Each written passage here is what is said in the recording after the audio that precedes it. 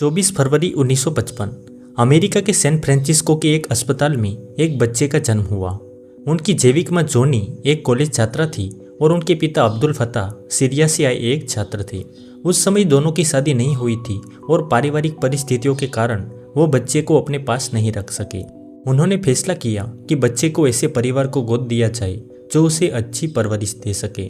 कुछ समय बाद एक साधारण दंपति पॉल जॉब्स और क्लारा जॉब्स ने उस बच्चे को गोद लिया और उसे नया नाम स्टीव जॉब्स दिया। स्टीव का पूरा बचपन कैलिफोर्निया में बीता। उनके पिता पॉल जॉब्स एक मैकेनिक थे। वो अक्सर अपने गैराज में पुरानी मशीनें और कारें खोलकर फिर से जोड़ते थे। छोटे से स्टीव घंटों तक अपने पिता को काम करते देखते रहते। धीरे धीरे उन्होंने मशीनों को समझना शुरू किया। वो सिर्फ ये नहीं जानना चाहते थे कि कोई चीज़ चलती कैसे है, बल्कि ये भी कि उसे बेहतर कैसे बनाया जा सकता है। उनके पिता अक्सर कहते थे, अगर कोई चीज़ बनाओ तो उसका वो हिस्सा भी उतना ही सुंदर बनाओ जो किसी को दिखाई नहीं देता। स्टीव पढ़ाई में तेज थे, लेकिन स्कूल के नियम उन्हें पसंद नहीं थे। कई बार वो क्लास में शरारत करते, शिक्षकों से बहस करते और ऐसे सवाल पूछते जिनका जवाब देना आसान नहीं होता था। उनकी माँ ने बचपन से ही उनमें सीखने की आदत डाली। वो किताबें पढ़ते, प्रयोग करते और हर नई चीज़ को समझने की कोशिश करते। 1960 का दशक, उस समय अमेरिका में इलेक्ट्रॉनिक्स की दुनिया तेजी से बदल रही थी। स्टीव आसपास रहने वाले इंजीनियरों के घर जाते, उनके गैरेज देखते और नए नए इलेक्ट्रॉनिक्स उपकरणों को समझते। उन्हें पहली बार महसूस हुआ कि भविष्य मशीनों और कंप्यूटरों का होने वाला है। जब स्टीव किशोर थे तब उनकी मुलाकात उनसे 5 साल बड़े बेहद प्रतिभाशाली इंजीनियर स्टीव वोजनिक से हुई। दोनों की सोच अलग थी, लेकिन एक चीज समान थी, इलेक्ट्रॉनिक्स के प्रति जुनून। वोजनिक तकनीकी जीनियस थे और स्टीव दूरदर्शी। एक मशीन बना सकता था तो दूसरा उसे दुनिया तक पहुंचा सकता था। दोनों घंटों बैठकर नए नए आइडिया पर चर्चा करते। उन्हें तब अंदाजा भी नहीं था कि आने वाले वर्षों में यही दोस्ती टेक्नोलॉजी के इतिहास की सबसे सफल साझेदारियों में बदल जाएगी। साल 1972, स्कूल की पढ़ाई पूरी करने के बाद स्टीव जॉब्स ने रीड कॉलेज में दाखिला लिया। ये कॉलेज अपनी उच्च गुणवत्ता की शिक्षा के लिए जाना जाता था, लेकिन इसकी फीस बहुत ज़्यादा थी। उनके दत्तक माता पिता ने अपनी जीवन भर की बचत स्टीव की पढ़ाई पर लगा दी और स्टीव ये सब देख रहे थे। कुछ ही महीनों में उन्हें महसूस हुआ कि वो ऐसी पढ़ाई पर इतना पैसा खर्च करवा रहे हैं जिसमें उनकी कोई रुचि नहीं थी। सिर्फ 6 महीने बाद उन्होंने एक ऐसा फैसला लिया जिसने सबको चौंका दिया। उन्होंने कॉलेज छोड़ दिया, लेकिन ये अंत नहीं था। कॉलेज छोड़ने के बाद भी उन्होंने कैंपस नहीं छोड़ा और जिन विषयों में रुचि रखते थे सिर्फ उन्हीं की कक्षाओं में बैठते थे। कॉलेज में स्टीव ने कैलीग्राफी सीखनी शुरू की। वहाँ उन्होंने सुंदर अक्षरों, अलग अलग फॉन्ट और डिजाइन की दुनिया को समझा। उस समय उन्हें बिल्कुल भी अंदाजा नहीं था कि ये ज्ञान भविष्य में कितना महत्वपूर्ण साबित होगा। कॉलेज छोड़ने के बाद पैसों की कमी होने लगी। उसके बाद स्टीव ने वीडियो गेम बनाने वाली कंपनी अटारी में नौकरी शुरू की। वो एक प्रतिभाशाली कर्मचारी थे, लेकिन उनका स्वभाव अलग था। वो अक्सर नंगे पैर ऑफिस जाते, कई दिनों तक नहाते नहीं थे और अपने विचार खुलकर रखते थे। उनके सहकर्मियों के लिए उनके साथ काम करना बिल्कुल आसान नहीं था, लेकिन कंपनी को उनकी प्रतिभा पर पूरा भरोसा था। साल 1974 में स्टीव अपने दोस्त के साथ भारत आए। वो उत्तराखंड के पहाड़ों और कई आश्रमों में गए। उनका उद्देश्य था जीवन का अर्थ खोजना। हालांकि उन्हें वो गुरु नहीं मिले जिसकी वो तलाश कर रहे थे, लेकिन भारत की आध्यात्मिक संस्कृति ने उनके सोचने का तरीका हमेशा के लिए बदल दिया। यहीं से उन्होंने सादगी, ध्यान और न्यूनतम जीवन शैली को अपनाया। भारत से लौटने के बाद स्टीव फिर से वोजनिक के साथ काम करने लगे। वोजनिक ने एक छोटा सा पर्सनल कंप्यूटर बनाया।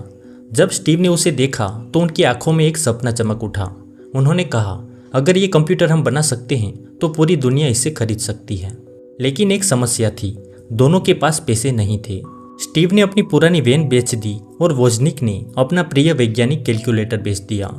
इस तरह दोनों ने मिलकर थोड़े से पैसे जुटाए और 1976 में स्टीव ने अपने माता पिता के घर के गैरेज से एप्पल कंपनी की शुरुआत की। उसके बाद वोजनिक ने पहला कंप्यूटर तैयार किया जिसे एप्पल 1 नाम दिया गया। ये उस समय के कंप्यूटरों से अलग था। हालांकि इसमें कीबोर्ड, मॉनिटर या केस नहीं था, लेकिन इसकी तकनीक लोगों को प्रभावित करने लगी। स्टीव जॉब्स इस कंप्यूटरों को लेकर दुकानों के चक्कर लगाने लगी। कई लोगों ने उन्हें मना कर दिया, लेकिन एक कंप्यूटर स्टोर के मालिक ने कहा, अगर तुम 50 कंप्यूटर बनाकर ला सकते हो तो मैं खरीद लूँगा। ये एप्पल के लिए पहला बड़ा ऑफर था, लेकिन समस्या ये थी कि उनके पास पुर्जे खरीदने तक के पैसे नहीं थे। स्टीव ने अपने सप्लायरों को समझाया कि ऑर्डर मिल चुका है, उन्होंने उधार पर सामान लिया और अपने गैराज में दिन रात मेहनत करके 50 कंप्यूटर तैयार किए और यहीं से एप्पल की असली उड़ान शुरू हुई। स्टीव जानते थे कि सिर्फ एक कंप्यूटर बनाना काफ़ी नहीं है, उन्हें ऐसा प्रोडक्ट बनाना था जिसे आम लोग भी आसानी से इस्तेमाल कर सके। इसलिए 1977 में एप्पल ने एप्पल II लॉन्च किया। ये रंगीन ग्राफिक्स वाला, आकर्षक डिजाइन का और उपयोग में आसान पर्सनल कंप्यूटर था। ये लॉन्च होते ही बाजार में छा गया। हजारों लोग इसे खरीदने लगे और कुछ ही सालों में एप्पल लाखों डॉलर कमाने लगी। स्टीव जॉब्स की उम्र तब सिर्फ 22 साल थी। जिस लड़की के पास कुछ साल पहले कॉलेज की फीस तक नहीं थी, वहीं अब करोड़ों डॉलर की कंपनी का मालिक बन चुका था। लेकिन स्टीव के लिए पैसा कभी अंतिम लक्ष्य नहीं था। वो कहते थे, हमारा लक्ष्य सबसे ज़्यादा पैसा कमाना नहीं, बल्कि दुनिया का सबसे बेहतरीन प्रोडक्ट बनाना है। साल 1980 में एप्पल ने शेयर बाजार में कदम रखा। कंपनी के शेयर लॉन्च होते ही उनकी कीमत तेजी से बढ़ गई। एक ही दिन में एप्पल के सैकड़ों कर्मचारी करोड़पति बन गए। इसी के साथ स्टीव जॉब्स भी अमेरिका के सबसे युवा करोड़पतियों में शामिल हो गए। स्टीव का अगला सपना था ऐसा कंप्यूटर बनाना जिसे कोई भी व्यक्ति बिना तकनीकी ज्ञान के आसानी से चला सके। उन्होंने इंजीनियरों की एक छोटी टीम बनाई और टीम से उन्होंने कहा, हम सिर्फ कंप्यूटर नहीं बना रहे, हम भविष्य बना रहे हैं। इसके बाद मैकिन्टोश पर दिन रात काम शुरू हुआ। स्टीव हर छोटी से छोटी चीज़ पर ध्यान देते थे। अगर किसी बटन का डिज़ाइन उन्हें पसंद नहीं आता तो पूरी टीम को दोबारा काम करना पड़ता। कई कर्मचारी उनके गुस्से से परेशान हो जाते थे, लेकिन सभी जानते थे कि स्टीव परफेक्शन से कभी समझौता नहीं करते। 24 जनवरी 1984 दुनिया ने पहली बार मैकिन्टोश को देखा। पहले स्टीव जॉब्स ने कंप्यूटर का परिचय कराया, फिर मैकिन्टोश ने बोलकर लोगों का स्वागत किया। पूरा हॉल तालियों से गूंज उठा। ये सिर्फ एक कंप्यूटर नहीं था, ये तकनीक की दुनिया में एक नई शुरुआत थी। लेकिन जहां सफलता होती है वहीं संघर्ष भी शुरू हो जाता है। एप्पल के अंदर स्टीव जॉब्स और कंपनी के बड़े अधिकारियों के बीच मतभेद बढ़ने लगा। उन्हें नहीं पता था कि जिस कंपनी को उन्होंने अपने हाथों से बनाया है, वही कंपनी कुछ ही समय बाद उन्हें बाहर का रास्ता दिखा देगी। दरअसल स्टीव का स्वभाव बेहद परफेक्ट था। वो छोटी सी गलती पर भी कर्मचारियों को डांट देते थे। वो चाहते थे कि हर प्रोडक्ट दुनिया का सबसे बेहतरीन हो। कई कर्मचारी उनकी इस शैली से प्रेरित होते थे, लेकिन कई लोग उनसे डरते भी थे। इसी दौरान कंपनी के CEO जॉन स्कली और स्टीव जॉब्स के बीच मतभेद बढ़ने लगा। ध्यान देने वाली बात यह है कि जॉन को एप्पल में लाने का फैसला खुद स्टीव जॉब्स ने किया था। उन्होंने उनसे एक प्रसिद्ध सवाल पूछा था, क्या आप पूरी जिंदगी चीनी मिला हुआ पानी बेचते रहना चाहते हैं या मेरे साथ आकर दुनिया बदलना चाहते हैं? इस सवाल से प्रभावित होकर जॉन एप्पल में आ गए, लेकिन कुछ ही सालों में दोनों एक दूसरे के सबसे बड़े विरोधी बन गए। साल 1985 एप्पल के बोर्ड ऑफ डायरेक्टर्स की एक महत्वपूर्ण बैठक बुलाई गई। कंपनी की बिक्री और भविष्य की रणनीति पर चर्चा होनी थी। बैठक के दौरान जॉन और बोर्ड के अधिकांश सदस्यों ने स्टीव जॉब्स का साथ नहीं दिया। आखिरकार फैसला हुआ कि मैकिन्टोश डिवीजन से स्टीव जॉब्स की जिम्मेदारियां वापस ले ली जाए। जिस कंपनी की शुरुआत उन्होंने अपने माता पिता के गैराज से की थी, जिसके लिए उन्होंने दिन रात मेहनत की थी, उसी कंपनी से उन्हें बाहर कर दिया गया। ये उनके जीवन का सबसे बड़ा झटका था। बाद में स्टीव ने स्वीकार किया कि यह समय उनके जीवन का सबसे कठिन दौर था। उन्हें लगा कि उन्होंने अपनी पूरी पीढ़ी को निराश कर दिया है। वो महीनों तक समझ नहीं पाए कि अब क्या करें। उन्होंने एप्पल छोड़ने और सब कुछ छोड़ देने तक के बारे में सोचा, लेकिन धीरे धीरे उन्हें एक बात समझ आई। उनसे एप्पल छीनी जा सकती थी, लेकिन उनका हुनर, उनकी कल्पना और दुनिया बदलने का जुनून नहीं। कुछ समय बाद स्टीव ने कहा, एप्पल से निकाला जाना मेरे जीवन की सबसे अच्छी घटना थी। पहली नज़र में ये बात अजीब लगती है, लेकिन उनका मानना था कि सफलता का बोझ हट चुका था। अब वो फिर से एक नई इंसान की तरह शुरुआत कर सकते थे। उन्हें वही आज़ादी मिल गई थी जो एक युवा सपने देखने वाले के पास होती है। और यहीं से शुरू होने वाला था उनकी जिंदगी का दूसरा अध्याय। एक ऐसा अध्याय जिसमें वो एक नई कंपनी बनाएंगे, एक छोटी सी एनिमेशन कंपनी खरीदेंगे जो आगे चलकर पूरी दुनिया की सबसे प्रसिद्ध एनिमेशन स्टूडियो बनेगी। और फिर एक दिन वही एप्पल जिसने उन्हें बाहर निकाला था उन्हें वापस बुलाएगी। लेकिन इस बार स्टीव सिर्फ लौटेंगे नहीं, बल्कि एप्पल का भविष्य हमेशा के लिए बदल देंगे। इसके बाद कुछ ही महीनों में स्टीव जॉब्स ने नई कंपनी नेक्स्ट की शुरुआत की। उनका सपना इस बार सिर्फ कंप्यूटर बेचना नहीं था। वो ऐसा कंप्यूटर बनाना चाहते थे जो वैज्ञानिकों, इंजीनियरों और विश्वविद्यालयों के लिए भविष्य की तकनीक साबित हो। उन्होंने एप्पल के कुछ बेहतरीन इंजीनियरों को भी अपने साथ जोड़ लिया। नेक्स्ट पर उन्होंने करोड़ों डॉलर खर्च किए। हर छोटी सी छोटी चीज़ पर ध्यान दिया गया। कंप्यूटर का डिज़ाइन इतना शानदार था कि लोग उसे देखकर हैरान रह जाते थे। लेकिन एक समस्या थी, उसकी कीमत बहुत ज़्यादा थी। इसी वजह से नेक्स्ट व्यावसायिक रूप से बड़ी सफलता नहीं बन सकी। लेकिन उसकी तकनीक इतनी उन्नत थी कि आने वाले सालों में वही एप्पल के भविष्य की नींव बनने वाली थी। इसी दौरान स्टीव जॉब्स की नज़र एक छोटी सी ग्राफिक्स कंपनी पर पड़ी। ये कंपनी फिल्म बनाने के लिए कंप्यूटर एनिमेशन तकनीक विकसित कर रही थी। 1986 में स्टीव ने इस कंपनी को लगभग $1 करोड़ में खरीद लिया। इस कंपनी का नाम था पिक्सर। शुरुआत में पिक्सर लगातार घाटे में चल रही थी। कई लोगों ने स्टीव से कहा, इसे बेच दो, इसमें कोई भविष्य नहीं है। लेकिन स्टीव को अपनी टीम और तकनीक पर पूरा भरोसा था। उन्होंने हार नहीं मानी। कई सालों की मेहनत के बाद पिक्सर ने टॉय स्टोरी पर काम शुरू किया। ये दुनिया की पहली पूरी तरह कंप्यूटर एनिमेशन से बनी फीचर फिल्म थी। 1995 में फिल्म रिलीज हुई और इतिहास बन गया। टॉय स्टोरी ने बॉक्स ऑफिस पर जबरदस्त सफलता हासिल की। दुनिया भर के बच्चों और बड़ों ने भी इसे खूब पसंद किया। स्टीव जॉब्स अब सिर्फ टेक्नोलॉजी नहीं बल्कि मनोरंजन की दुनिया के भी बड़े नाम बन चुके थे। जिस एप्पल से स्टीव जॉब्स को बाहर निकाला गया था, अब वही कंपनी मुश्किल दौर से गुजर रही थी। नए प्रोडक्ट सफल नहीं हो रहे थे और बिक्री लगातार गिर रही थी। कई विशेषज्ञ मानने लगे कि अगर जल्द कोई बड़ा बदलाव नहीं हुआ तो एप्पल का अस्तित्व खतरे में पड़ सकता है। तभी एप्पल के अधिकारियों ने एक ऐसा फैसला लिया जिसने टेक्नोलॉजी की दुनिया का इतिहास बदल दिया। उन्होंने नेक्स्ट को खरीदने का निर्णय लिया। इस सौदे के साथ करीब 12 साल बाद स्टीव जॉब्स की एप्पल में वापसी का रास्ता खुल गया। लेकिन इस बार वो पहले वाले स्टीव जॉब्स नहीं थे। अब वो पहले से कहीं ज़्यादा अनुभवी, शांत और दूरदर्शी बन चुके थे। उन्हें पता था कि एप्पल को बचाने के लिए अब कठोर फैसले लेने होंगे। साल 1997 में उन्होंने एप्पल की कमान संभाली। उन्होंने कंपनी के सैकड़ों प्रोजेक्ट बंद कर दिए, जिससे हजारों कर्मचारियों की छटनी हो गई। जो प्रोडक्ट अच्छे नहीं थे उन्हें तुरंत बंद कर दिया गया। लोगों ने उनकी आलोचना की, लेकिन स्टीव जानते थे कि अगर एप्पल को बचाना है तो पहले उसे सरल बनाना होगा। वो अक्सर कहते थे, फोकस का मतलब सिर्फ किसी एक चीज़ पर ध्यान देना नहीं है, बल्कि 1000 अच्छी चीज़ों को ना कहना भी है।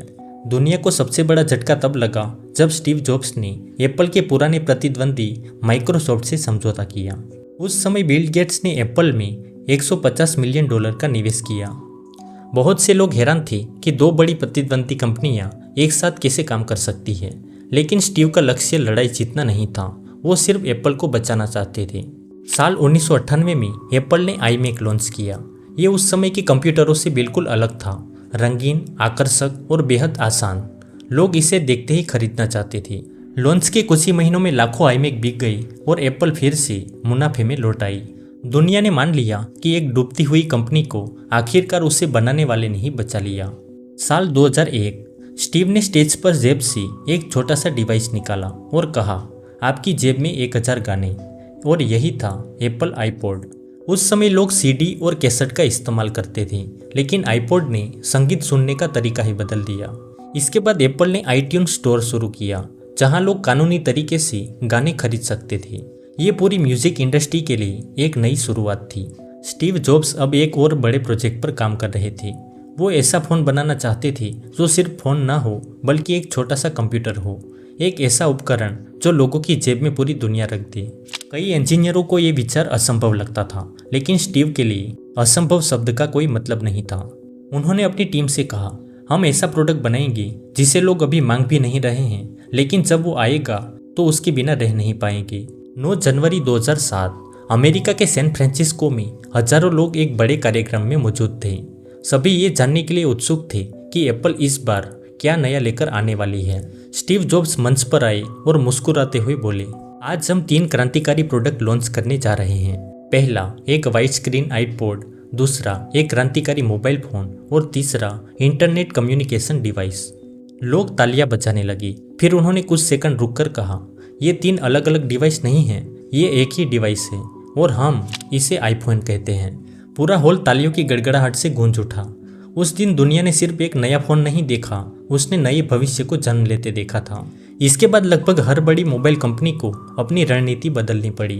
अब एप्पल सिर्फ एक कंपनी नहीं रही, वो पूरी डिजिटल दुनिया का केंद्र बन गई। 2010 में स्टीव जॉब्स ने एप्पल आईपैड पेश किया। कई लोगों ने कहा, इतने बड़े फ़ोन को कौन खरीदेगा, लेकिन कुछ ही महीनों में लाखों आईपैड बिक गए। शिक्षा, व्यवसाय, कला और मनोरंजन, हर क्षेत्र में आईपैड ने अपनी जगह बना ली। एक बार फिर स्टीव जॉब्स ने साबित कर दिया कि वो लोगों की ज़रूरतों को उनसे पहले समझ लेते थे। साल 2003 में डॉक्टरों ने स्टीव जॉब्स को एक दुर्लभ प्रकार के कैंसर के बारे में बताया। शुरुआत में उन्होंने उपचार अपनाने की कोशिश की, लेकिन बाद में उनकी सर्जरी हुई। कुछ समय तक वो सामान्य जीवन जीते रहे, लेकिन बीमारी पूरी तरह समाप्त नहीं हुई। कैंसर के बावजूद वो लगातार एप्पल के नए प्रोडक्ट पर काम करते रहे। उनके लिए काम सिर्फ नौकरी नहीं था, वो उनका जुनून था। साल 2005 में स्टैनफोर्ड यूनिवर्सिटी के दीक्षांत समारोह में स्टीव जॉब्स ने अपना प्रसिद्ध भाषण दिया। उन्होंने अपने जीवन की 3 कहानियां सुनाई, जिसमें पहली बिंदुओं को बाद में जोड़ना, दूसरी प्रेम और सफलता, और तीसरा मृत्यु का सामना करना। अंत में उन्होंने एक वाक्य कहा जो आज भी पूरी दुनिया को प्रेरित करता है, स्टे हंग्री स्टे फुलिश, यानी हमेशा सीखने की भूख बनाए रखो और नए सपने देखने का साहस कभी मत छोड़ो। 5 अक्टूबर 2011, सिर्फ 56 साल की उम्र में स्टीव जॉब्स का निधन हो गया। पूरी दुनिया शोक में डूब गई। एप्पल स्टोर्स के बाहर लाखों लोगों ने फूल, मोमबत्तियां और श्रद्धांजलि संदेश रखे। स्टीव जॉब्स ने हमें सिर्फ आईफोन, आईपैड या मैक नहीं दिए, उन्होंने ये सिखाया कि बड़ी सफलता पाने के लिए अलग सोच का साहस होना चाहिए। असफलता अंत नहीं, एक नई शुरुआत हो सकती है। धन्यवाद।